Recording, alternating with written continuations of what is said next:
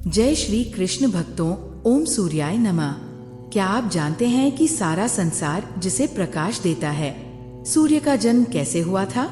यह रहस्य हजारों वर्षों से वेदों में छिपा हुआ है।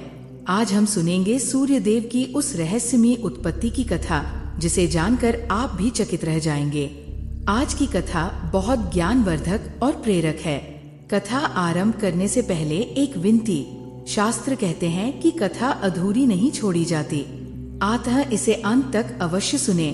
तो अब बिना देर किए शुरू करते हैं। जब अस्तित्व का कोई नाम नहीं था, जब समय का कोई अर्थ न था, जब न आकाश था न धरती, उस अनंत शून्य में केवल घना अंधकार था। यह वह काल था जब ब्रह्मांड भी अपने आदि रूप में अव्यक्त था। उस महाशून्य में एक दिन अचानक स्पंदन हुआ, अनंत शक्ति का उदय हुआ और परंपरा अनुसार ब्रह्मा अपने रूप में प्रकट हुए।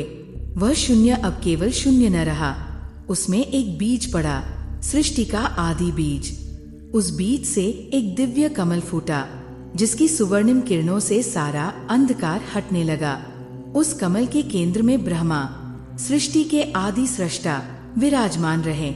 चारों ओर अंधकार देखकर ब्रह्मा चिंतित हुए और अपना स्वरूप प्रकाशित किया, पर उनका प्रकाश उस अनंत अंधेरे को भेद नहीं पाया। तब उनके मुख से स्वाभाविक रूप से पहला शब्द निकला, ओम। ये केवल शब्द नहीं था, यह प्रकाश की तीव्र ऊर्जा थी। ओम के उच्चारण से एक ज्योतिपुंज उत्पन्न हुआ और उस प्रकाश से एक दिव्य आकृति प्रकट हुई, स्वर्णिम, तेजस्वी। वह आकृति ब्रह्मा के चारों ओर घूमने लगी और जैसे जैसे वह परिक्रमा करती गई, अंधकार पीछे हटता गया। यही सूर्य का आदि रूप था, अंधकार का विरोधी, प्रकाश का पहला स्रोत। ब्रह्मा प्रसन्न हुए और बोले, तुम्हारे प्रकाश से मेरी सृष्टि फैलेगी, अब से तुम्हारा नाम आदित्य होगा। वह ज्योतिर्मय पुरुष नतमस्तक हुआ और कहा, मैं आपका सेवक हूँ, आपके आदेश मेरा कर्तव्य है। फिर ब्रह्मा ने सूर्य के तेज को 3 भागों में विभाजित किया। पहले से अग्नि उत्पन्न हुई, दूसरे से विद्युत और तीसरे से ऊष्मा। इन तीनों से सृष्टि का आगे विस्तार हुआ। सूर्य के प्रकाश से ही ब्रह्मा ने सृष्टि रचना आरंभ की।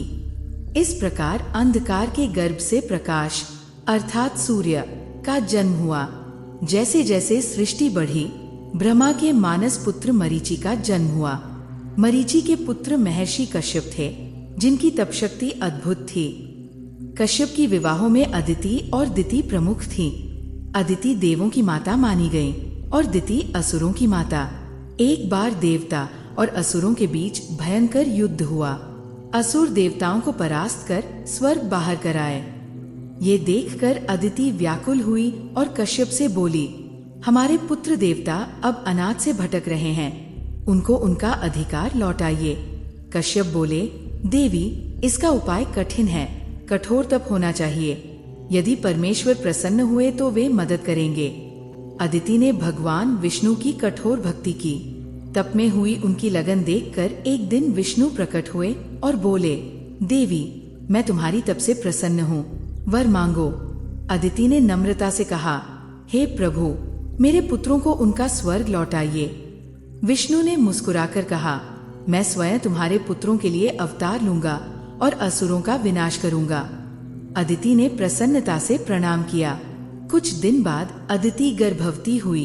गर्भ दिव्य प्रकाश से आलोकित रहा, परंतु जैसे जैसे समय बढ़ा, गर्भ में पल रहे बालक की तेजस्विता इतनी अधिक हुई कि अदिति का शरीर उसे सहन न कर पाया।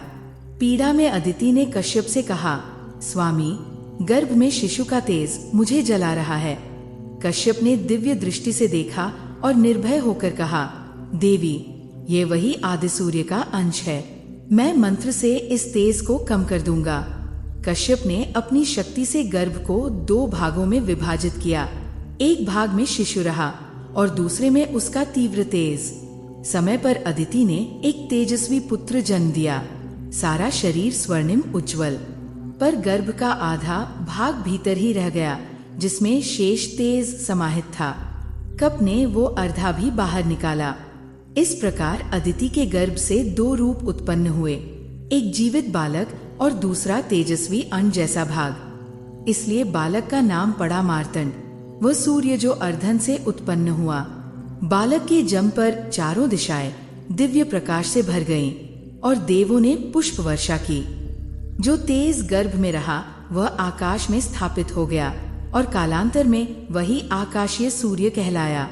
इस प्रकार मार्तंड 2 रूपों में विद्यमान हो गया, मानवीय रूप और आकाशीय तेजगोलक। असुर भयभीत भाग खड़े हुए और देवताओं को स्वर्ग वापस मिल गया। मार्तंड को विवस्वान के नाम से भी जाना गया। मार्तंड का तेज दिन दिन बढ़ा। किरणें इतनी प्रखर थी कि निकट आना कठिन था। स्वयं माता अदिति भी उसके समीप आने में भय महसूस करने लगी। सूर्य अपने तेज से चिंतित और अकेला हो गया। एक बार भगवान शिव कैलाश से भ्रमण करते हुए वहां पहुंचे जहां सूर्य ध्यानमग्न था। शिव ने देखा कि ये तेज असह्य है। उन्होंने तपस्वी स्नेह से पूछा, हे मार्तंड, क्या तुम्हें अपने तेज से कष्ट नहीं? सूर्य ने कहा, महादेव, मेरा तेज इतना प्रखर है कि कोई मेरे निकट नहीं आता। मेरी माता भी दूरी बनाए रखती है। मैं दुखी हूँ। शिव ने करुणा से कहा, मैं तुम्हारे तेज को 3 भागों में बांट दूंगा ताकि तुम सहज जीवन जी सको और सृष्टि को भी सही प्रकार प्रकाश मिले। शिव ने त्रिशूल से सूर्य को 3 भागों में विभाजित किया। एक भाग से प्रातःकालीन सूर्य, दूसरे से मध्याह्न और तीसरे से संध्या का उदय हुआ अरुणोदय, विवस्वान और अस्ताचल सूर्य। इस विभाजन से दिन के 3 काल बने और सृष्टि संतुलित हुई। एक भाग सूर्य के मानवीय रूप में रहा, दूसरा भाग आकाशीय अंडे में समाहित हुआ और तीसरा भाग पृथ्वी पर अग्नि के रूप में स्थित हुआ। अब सूर्य मानवीय रूप में सामान्य जीवन व्यतीत कर सकता था। आकाशीय अंडा संपूर्ण ब्रह्मांड को प्रकाशित करने लगा और अग्नि के रूप में यज्ञों में आहुति देने से मानवों की सेवा हुई। सूर्य ने शिव को नमन किया और उनका तेज सहनीय हो गया। माता अदिति ने पुत्र को हृदय से लगा लिया। शिव द्वारा विभाजित उस दिव्य अंडे से प्रकाश पुंज निकला जो साकार होकर एक युवक बना। यह विवस्वान था, आकाशीय सूर्य का रूप। स्वर्णिम रथ पर सवार होकर ब्रह्मांड को प्रकाशित करने लगा। आकाशीय सूर्य और पृथ्वी पर विचरता मार्तंड दोनों एक ही आत्मा के 2 स्वरूप बने। मार्तंड ने सामान्य जीवन निर्वाह किया और आकाशीय सूर्य ने प्रतिदिन पूर्व से पश्चिम यात्रा कर दिन रात्रि का चक्र आरंभ किया। अब सूर्य युवा हुए। देवी अदिति और ऋषि कश्यप उनके विवाह की चिंता करने लगे। तब संज्ञा, विश्वकर्मा की पुत्री, जो तेज और रूप की कारण प्रसिद्ध थी, का विवाह प्रस्ताव आया। देवर्षि नारद ने संज्ञा का वरण का सुझाव दिया। विश्वकर्मा ने सोचा कि सूर्य का तेज अत्यंत प्रखर है, पर यह संबंध सम्मान का था। संज्ञा ने स्वीकृति दे दी और शुभ मुहूर्त में विवाह संपन्न हुआ। संज्ञा ने सूर्य संग संतानों को जन्म दिया, व्यवस्वत मनु, यमयमी, जुड़वा और अश्विनी कुमार आदि। पर जल्दी ही समस्या हुई। सूर्य का तेज अभी भी बहुत प्रखर था और संज्ञा उसे सहन नहीं कर पा रही थी। उसने निर्णय लिया कि वह अपनी छाया छोड़कर तपस्या करे ताकि तेज सहन करने योग्य बन सके। उसने अपनी छाया को बच्चों की देखभाल का आदेश दिया और स्वयं तप करने चली गई। छाया ने सूर्य के साथ रहना स्वीकार कर लिया, पर समय के साथ छाया का व्यवहार बदल गया। उसने कुछ संतानों के साथ कठोरता की और कुछ को विशेष अनुग्रह दिया। यम को पीड़ा हुई।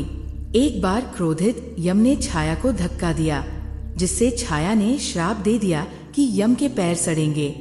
यम भयभीत हुए और पिता सूर्य के पास गए। सूर्य ने सत्य जानने के लिए छाया से पूछा। उसने सारा मामला स्वीकार कर लिया, संज्ञा की तपस्या और छाया का स्थान ग्रहण।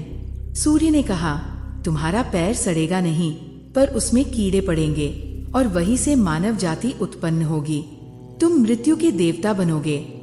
फिर सूर्य संज्ञा की खोज में निकले। विश्वकर्मा ने बताया कि संज्ञा उत्तर दिशा में तप कर रही है। सूर्य ने घोड़े का रूप धारण कर वहां चले गए। संज्ञा को देखा और दोनों के बीच प्रसंग हुआ। संज्ञा ने क्षमायाचना की और सूर्य ने उन्हें उठाकर विश्वकर्मा के पास ले जाकर कहा, हे विश्वकर्मा, मेरा तेज कम कर दो ताकि मेरी पत्नी मेरे साथ रह सके। विश्वकर्मा ने सूर्य के तेज को घटाने के लिए उपाय किया। तेज कम होते ही सूर्य का रूप सौम्य हुआ और उसी धूल से देवताओं के दिव्य अस्त्र बने। विष्णु का सुदर्शन चक्र, शिव का त्रिशूल, कुबेर की गदा, कार्तिकेय का अस्त्र और पुष्पक विमान। संज्ञा प्रसन्न हुई और सूर्य के साथ सुखपूर्वक रहने लगी। विश्वकर्मा ने सूर्य को दिव्य रथ दिया, जिसके 7 घोड़े थे और सारथी बने अरुण। छाया को भी सम्मान मिला, यम धर्मराज बने। व्यवस्वत मनु ने मानव सभ्यता की नींव रखी। अश्विनी देव वैद्य बने, शनि ग्रह के रूप में प्रतिष्ठित हुए। कालचक्र चलता रहा। सूर्य रोज अपने स्वर्णिम रथ पर सवार पूर्व से पश्चिम की यात्रा करते रहे। दिन रात्रि का चक्र चलता रहा। एक दिन संज्ञा ने पूछा, स्वामी, क्या आप थकते नहीं?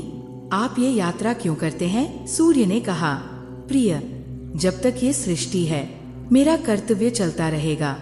मेरे रुकने से जीवन रुक जाएगा। संज्ञा ने उनके त्याग और निष्ठा को नमन किया। महर्षि व्यास ने सूर्य से ज्ञान लिया। पाणिनि ने व्याकरण सीखा। अनेक ऋषियों ने उनसे विद्याएं ग्रहण की। श्री कृष्ण ने अर्जुन से कहा, प्रकृति के इस महान ज्योति स्वरूप को मैं अपनी योग माया से संचालित करता हूँ। सूर्य का तेज ही जीवन है। एक श्लोक में कहा गया है, आदित्यस्य नमस्कार, जो प्रतिदिन करते हैं वे हजारों जन्मों तक दरिद्र नहीं होते। यह कथा केवल सूर्य की उत्पत्ति की नहीं, बल्कि त्याग, प्रेम, तप और कर्तव्य की महागाथा है, जो सृष्टि को जीवन देती है। प्रेम से बोलिए, जय श्री हरि विष्णु। ऐसे ही और रोचक आध्यात्मिक वीडियो के लिए चैनल को सब्सक्राइब कर लें। दोस्तों, आपको ये कथा कैसी लगी? कृपया कमेंट करके बताइए। वीडियो पसंद आया हो तो लाइक करें और अपने दोस्तों के साथ शेयर करें। कमेंट बॉक्स में जय श्री कृष्ण लिखना न भूलें। फिर मिलेंगे एक और दिलचस्प वीडियो के साथ। धन्यवाद। जय श्री कृष्ण।